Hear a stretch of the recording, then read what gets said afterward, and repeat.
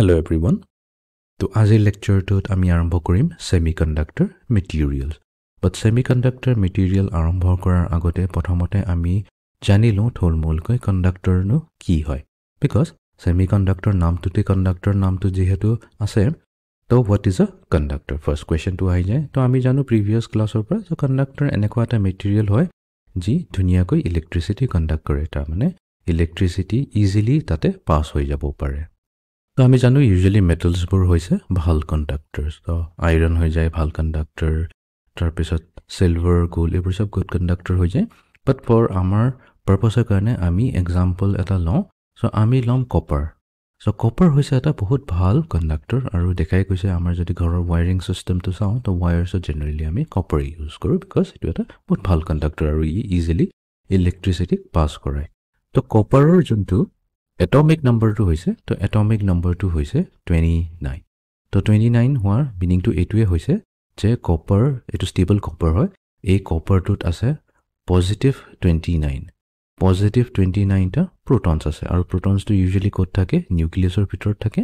তো positive 29টা protons আছে আৰু ইকুৱেল এমাউণ্টৰ ইলেক্ট্ৰনছ আছে, তাৰমানে নেগেটিভ 29 ইলেক্ট্ৰনছ আছে। তো নেগেটিভ 29 ইলেক্ট্ৰনছ থকাৰ মিনিংটো এইটোৱে হৈ গ'ল। চ' দুটাক যদি আমি এড কৰি দিওঁ তো প্লাছ 29 মাইনাছ 29 কি হৈ যাব? 0। তো 0 নেট চাৰ্জ হৈ যাব। The net charge will be 0। এইটো নহয় কি চাৰ্জ একেবাৰে নাই, চাৰ্জ আছে। এটাত আছে পজিটিভ 29 চাৰ্জ আছে আৰু ইলেক্ট্ৰনছৰ কাৰণে নেগেটিভ 29 চাৰ্জ আছে। বাট দুইটাৰে এফেক্টটো যোনটো হৈছে সেইটো হৈ গৈছে 0, তাৰমানে নেট চাৰ্জ কোনো নাই, সেইকাৰণে এইটো আমাৰ নিউট্ৰেল কপাৰ হয়। তো এতিয়া কেলেনো এই কপাৰটো কণ্ডাক্টৰ বুলি কোৱা হয় সেইটো বুজিবলৈ কাৰণে ইয়াৰ এটমিক ষ্ট্ৰাকচাৰটো আমি কুইকলি চাই লওঁ। চ' এইটোৱে হৈছে আমাৰ কপাৰ এটমৰ এটমিক ষ্ট্ৰাকচাৰটো।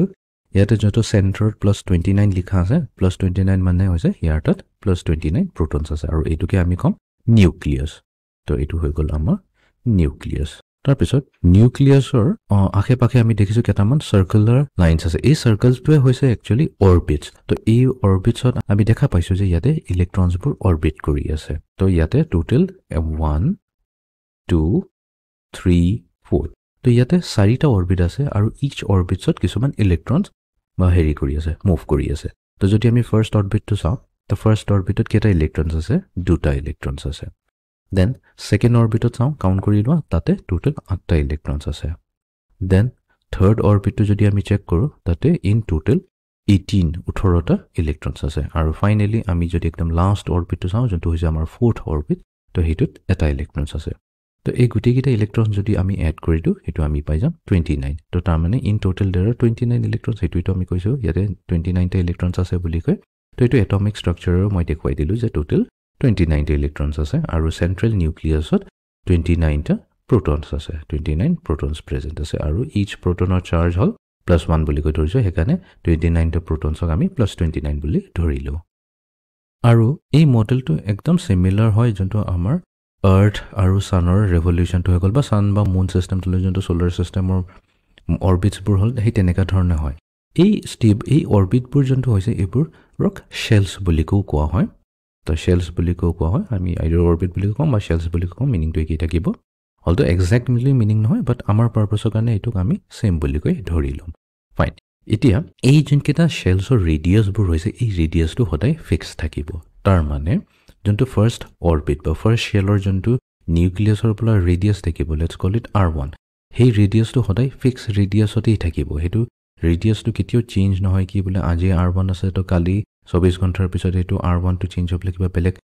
হৈ গ'ল তাৰ ৰেডিয়াছ, ন, সেইটো কেতিয়াও নহয়, সেইটো সদায় ফিক্স থাকিব। নেক্সট আমাৰ ছেকেণ্ড অৰ্বিটটো লেটছ কল ইট R2, তো R2ৰ অৰ্বিটটো ফিক্স থাকিব। তাৰপিছত আমাৰ থাৰ্ড অৰ্বিটৰ যোনটো ৰেডিয়াছ R3 সেইটো ফিক্স থাকিব আৰু ফাইনেল অৰ্বিট যোনটো হ'ল ফ'ৰ্থ অৰ্বিট সেইটো আমি যদি R4 বুলি কৈ কওঁ সেইটো সদায় ফিক্সড থাকিব। সেইকাৰণে এই অৰ্বিটবোৰক ষ্টেবল অৰ্বিটছ বুলি কৈ কোৱা হয়। তো এইটোৱে আমি নোট কৰি লওঁ that electrons orbit around the nucleus, positive nucleus in stable orbits. এতিয়া কুৱেশ্যনটো আহিব পাৰে মনত কি অৰ্বিটটো কিয় ষ্টেবল হয়, এই ৰেডিয়াছকেইটা কেলৈ ফিক্স থাকে? ইয়াৰ কাৰণটো এইটোৱে হৈছে যেতিয়াই এনি পাৰ্টিকল, ইয়াতে মই পাৰ্টিকল বুলি কৈছোঁ যোনটো আমাৰ কেছত হৈছে ইলেক্ট্ৰন, এটা ইলেক্ট্ৰন যেতিয়াও এটা চেণ্টাৰৰ ৰেচপেক্টত যেতিয়া চাৰ্কুলাৰ মোশ্যন কৰে তো ইয়াতে কেইটামান ফ'ৰ্চ হেৰি হয়, ক্ৰিয়েশ্যন হয় এটা ফ'ৰ্চ হৈছে যোনটো সদায় আমি আউটৱাৰ্ড ফ'ৰ্চ বুলি কওঁ আৰু এটা হৈছে ইনৱাৰ্ড ফ'ৰ্চ এই ইনৱাৰ্ড ফ'ৰ্চটো একচুৱেলি এই ইলেক্ট্ৰনছটো ইয়াতে হেৰি এট্ৰেক্ট কৰে নিউক্লিয়াছলৈ এট্ৰেক্ট কৰে নিউক্লিয়াছৰ এট্ৰেক্ট কৰাৰ কাৰণটো এইটোৱে হৈছে বিকজ ইলেক্ট্ৰনটো হৈছে নেগেটিভলি চাৰ্জ আৰু যোনটো নিউক্লিয়াছৰ চাৰ্জ হৈছে এইটো কমপ্লিটলি পজিটিভলি চাৰ্জ নিউক্লিয়াছত সদায় প্ৰটনছে থাকে যোনটো চাৰ্জ কৰে অবভিয়াছলি নিউট্ৰনছো আছে নিউট্ৰনছ যিহেতু নিউট্ৰেল হয় তাহাঁতৰ কথা আমি পাতি একো লাভ নাই তো প্ৰটনছৰ পজিটিভ চাৰ্জ থকাৰ কাৰণে ইয়াতে আশে পাশে যিমান ইলেক্ট্ৰনছ আছে এই ইলেক্ট্ৰনছকেইটা সদায় এট্ৰেক্ট হয় এট্ৰেক্টটো হয় দেন কুৱেশ্যনটো আহিব পাৰে যদি এট্ৰেকশ্যন হৈ আছে তেনেহ'লে ইলেক্ট্ৰনকেইটা কেতিয়াও হেৰিৰ লগত লাগি নাযাব নেকি ইলেক্ট্ৰনকেইটা কেতিয়াও নিউক্লিয়াছৰ ভিতৰত সোমাই নাযাব নেকি ছ' ডেট প্ৰটনছৰ লগত লাগি পেলাই তাৰ নেট চাৰ্জটো জিৰ' হৈ যায় একচুৱেলি কি হয় অবভিয়াছলি ই বিচাৰে যে ইলেক্ট্ৰনছটো প্ৰটনছৰ লগত এট্ৰেক্ট হৈ যায় যে মানে এটা ইলেক্ট্ৰন এটা প্ৰটনৰ লগত এট্ৰেক্ট হৈ যাওক বাট কি হৈছে যিহেতু এইটো এইটো মোশ্যনত আছে মোশ্যনত থকাৰ কাৰণে কি হৈছে এটা আউটৱাৰ্ড ফ'ৰ্চ এটাও ক্ৰিয়েট হয় সেই আউটৱাৰ্ড ফ'ৰ্চটোৰ এটা স্পেচিফিক নাম আছে সেই ফ'ৰ্চটোৰ নাম হৈছে চেণ্ট্ৰিফিউগেল ফ'ৰ্চ চেণ্ট্ৰিফিউগেল ফ'ৰ্চ এই চেণ্ট্ৰিফিউগেল ফ'ৰ্চটো সদায় আউটৱাৰ্ড ডিৰেকশ্যনত থাকে আৰু যোনটো ইনৱাৰ্ড হৈছে যোনটো ৰেডিয়েল ডিৰেকশ্যন বুলি কয় বা ইন টুৱাৰ্ডছ দ্য চেণ্টাৰ বুলি কোৱা হয় সেইটোক কোৱা হয় আমাৰ চেণ্ট্ৰিপিটেল ফ'ৰ্চ তো এই ফ'ৰ্চটোৰ নাম হৈছে চেণ্ট্ৰিপিটেল বা চেণ্টাৰ ছিকিং ফ'ৰ্চ বুলি কোৱা হয় চেণ্ট্ৰিপিটেল ফ'ৰ্চ আৰু এই চেণ্ট্ৰিপিটেল ফ'ৰ্চ আৰু চেণ্ট্ৰিফিউগেল ফ'ৰ্চ ইটোৱে সিটোক ইকুৱেলি বেলেঞ্চ কৰে যাৰ কাৰণত এই ইলেক্ট্ৰনটো নাইডাৰ বাহিৰলৈ ওলাই গুচি যায় ভিতৰলৈ গুচি যায় আৰু সদায় এইটো ফিক্সড অৰ্বিটত থাকে চিমিলাৰলি যিয়ে ইলেক্ট্ৰন আমি লওঁ যদি আমি থাৰ্ড অৰ্বিটৰ পৰা যিকোনো এটা ইলেক্ট্ৰন লওঁ তাৰ চেণ্ট্ৰিপিটেল ফ'ৰ্চ আৰু তাৰ চেণ্ট্ৰিফিউগেল ফ'ৰ্চ ইটোৱে সিটোক বেলেঞ্চ আউট কৰিব এই চব ইলেক্ট্ৰনতে এই দুটা ফ'ৰ্চটো ক্ৰিয়েট হৈ থাকে আৰু এটা কথাও থাকে ইয়াতে আমি জানো R1 যোনটো radius of the first orbit হৈছে সেইটো চবতকৈ সৰু হয় তাৰপিছত আহিব R2 তাৰপিছত নেক্সট আহিব R3 তাৰপিছত আহিব R4 তো R4 হৈছে আমাৰ ফ'ৰ্থ অৰ্বিট আৰু এই ফ'ৰ্থ অৰ্বিটত এটাই ইলেক্ট্ৰন যোনটো মুভ কৰি আছে এতিয়া R4ৰ মানে যোনটো ৰেডিয়াছ হৈছে ৰেডিয়াছৰ এইটো ফ'ৰ্থ অৰ্বিটৰ ৰেডিয়াছটো চবতকৈ ডাঙৰ হয় এতিয়া যেতিয়া অৰ্বিটটো চবতকৈ ডাঙৰো হ'ব এটা কথাটো চিয়'ৰে হয় কি তাৰমানে ইয়াৰ এট্ৰেকশ্যন ফ'ৰ্চ এই নিগেটিভ ইলেক্ট্ৰনৰ এট্ৰেক্টিভ আৰু এই ইয়াৰে প্ৰটন যোনটো নিউক্লিয়াছত প্ৰটন আছে সিহঁত দুটাৰ এট্ৰেক্টিভ ফ'ৰ্চটো যোনটো হয় বহুত কম হয় ইন আদাৰ ৱৰ্ডছ এইটোৱে ক'ব বিচাৰিছোঁ যে যোনটো চেণ্ট্ৰিপিটেল ফ'ৰ্চটো হৈছে সেইটো বহুত কম হ'ব আৰু যদি চেণ্ট্ৰিপিটেল ফ'ৰ্চটো কম হৈছে দেন অট'মেটিকেলি চেণ্ট্ৰিফিউগেল ফ'ৰ্চটো কমেই হৈ যাব বিকজ চেণ্ট্ৰিপিকেল ফ'ৰ্চ আৰু চেণ্ট্ৰিফিউগেল আৰু চেণ্ট্ৰিপিটেল দুটা ইকুৱেল হওক বাট অপজিট ফ'ৰ্চ হয় এটা যদি কমে সিটোও কমিব এটা যদি বাঢ়ে ইটোও বাঢ়িব একেলগে হয় এইটো দুটা ৰিলেটেড থাকে তো চেণ্ট্ৰিফিউগেল ফ'ৰ্চ আৰু চেণ্ট্ৰিপিটেল ফ'ৰ্চ যদি কমি যায় তাৰ মিনিংটো কি হৈ গ'ল তাৰমানে এইটো লাহে লাহে মুভ কৰি থাকিব এইটো অৰ্বিটত ইমান লাহে লাহে মুভ কৰিব এনেকুৱা ফিল হ'ব যে এই লাষ্ট অৰ্বিটৰ যোনটো ইলেক্ট্ৰনটো আৰু যোনটো চেণ্ট্ৰেল নিউক্লিয়াছ আছে তাহাঁতৰ মাজত কোনো ৰিলেশ্যনে নাই মানে একদম লুজলি কানেক্টেড হৈ থাকে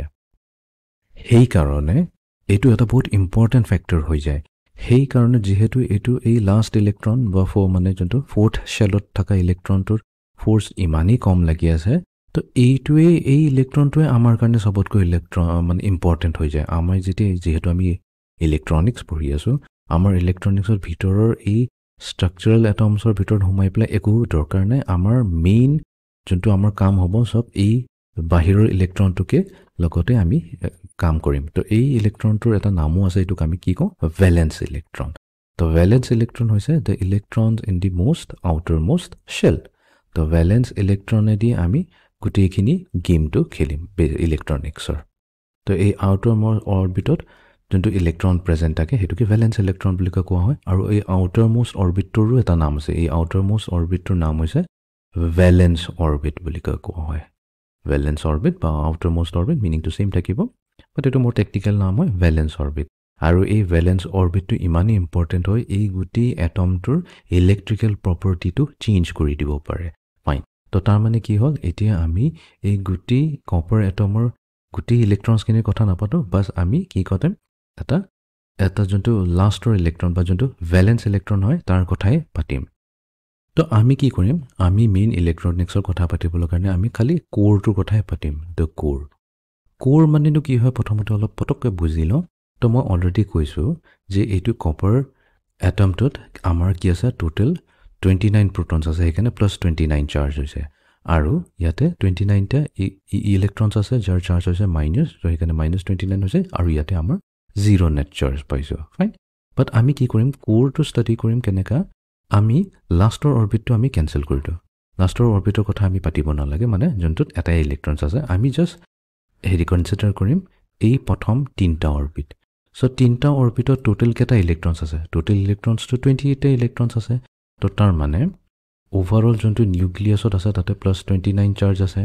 তাৰপিছত যোনটো আমাৰ হেৰি হৈ গ'ল ফাৰ্ষ্ট 3টা ষ্টেবল অৰ্বিটছ হৈ গ'ল চ' 3টা ষ্টেবল অৰ্বিটত আমাৰ 28টা ইলেক্ট্ৰনছ আছে চ' 28টা ইলেক্ট্ৰনছ থকাৰ কাৰণে এতিয়া নেট চাৰ্জ কিমান হৈ গ'ল চ' 29 মাইনাছ 28 হৈ গ'ল প্লাছ 1 তো তাৰ মানে আমাৰ হৈছে প্লাছ 1 চাৰ্জ আৰু সেইটো ক'ত হৈছে সেইটো কণ্ট্ৰিবিউশ্যন আহিছে নিউক্লিয়াছ আৰু প্ৰথম 3টা অৰ্বিটৰ লোৱাৰ কাৰণে তো এইটোৱে হৈ যাব আমাৰ কোৰ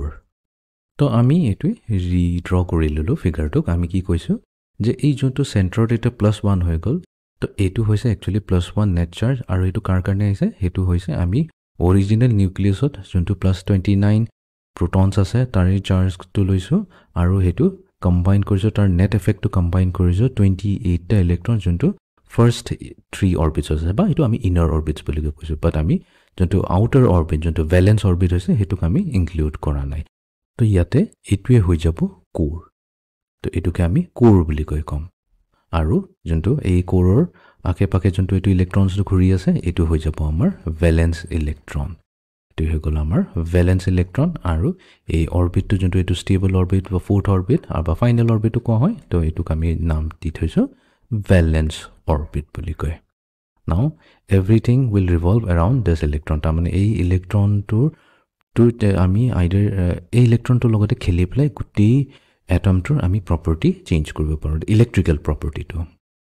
আৰু দেখাই গৈছে তো এতিয়া আমি জেনেৰেলি এই ডায়েগ্ৰামটোৰ মতে কি কৰিলোঁ এই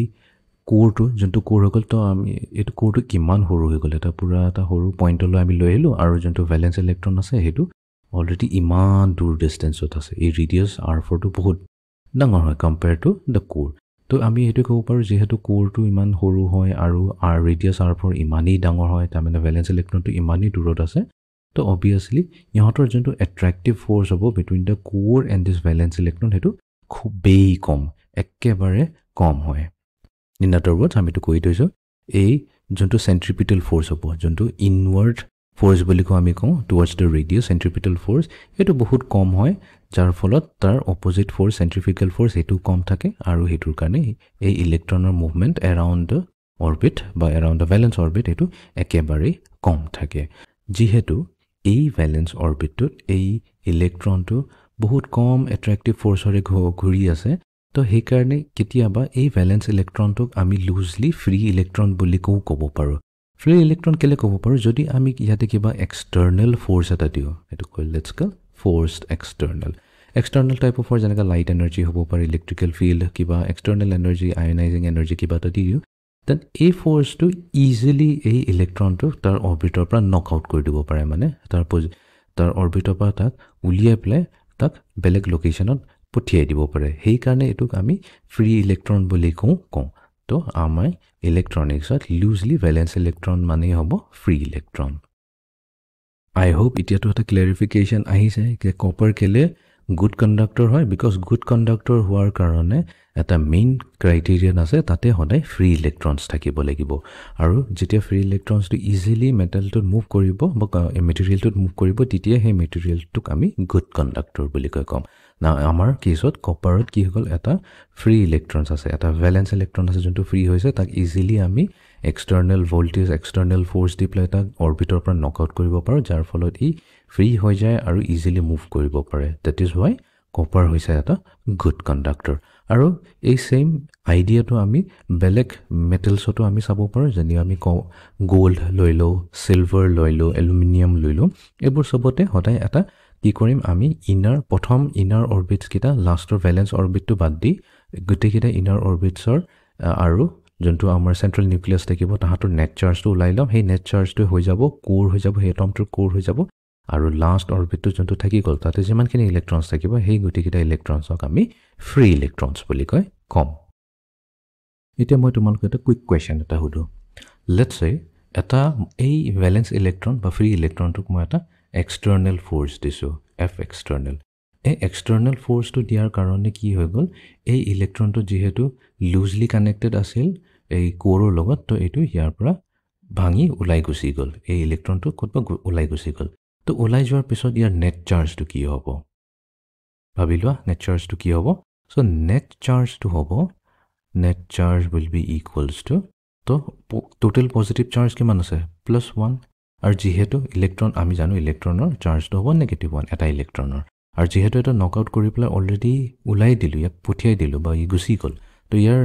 নেগেটিভ চাৰ্জ কিমান থাকিল 0হে থাকিল তো তাৰ মানে সেই এটমটোৰ নেট চাৰ্জ হৈ যাব +1 আৰু যেহেতু +1 আছে তাৰ মানে আমি ইন আদাৰ ৱৰ্ডছ ক'ব পাৰোঁ ইয়াতে এক্সেছ পজিটিভ চাৰ্জ আছে আৰু এইটোৱে হৈ যাব পজিটিভ আয়ন হৈ যাব তেতিয়া পজিটিভ আয়ন বুলি কওঁ ইন সিমিলাৰ ৱে ইয়াতেতো আমি এক্সটাৰ্নেল ফ'ৰ্চ দি পেলাই ইলেক্ট্ৰনটো কি কৰিলোঁ উলিয়াই দিলোঁ ইয়াক গুটিয়াই বাঢ়ি কৰি দিলোঁ বাট সেইটোৱে নহয় আমি কেতিয়াবা কি কৰিব পাৰোঁ ইয়াতে আৰু এনাৰ্জি দি পেলাই এটা ইলেক্ট্ৰন এটা আকৌ নতুন লোকেশ্যনৰ পৰা আনি পেলাই ইয়াত বহাই দিব পাৰোঁ অৰবিটত সেইটোও পচিবিলিটি হয় তো ইন ডেট কেছ তেতিয়া নেট চাৰ্জটো কি হৈ যাব ইন ডেট কেছ নেট চাৰ্জটো হ'ব তো ইনিচিয়েলি আমাৰ যোনটো কোৰ আছে কোৰত আছে +1 চাৰ্জ আৰু এটা ইলেক্ট্ৰনটো অলৰেডি বহি আছিলে